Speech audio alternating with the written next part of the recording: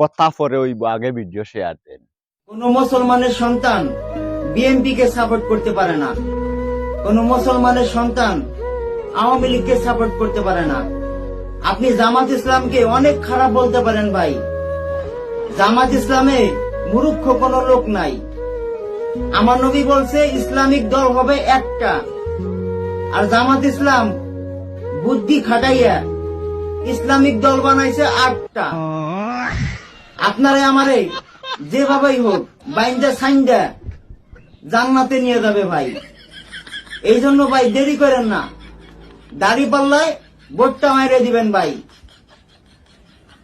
তারা আমাকে জান্নাতে নেওয়ার জন্য কত চেষ্টা খবর আছে, 8টা দল বানাইছে, কত পরিশ্রম করতেছে,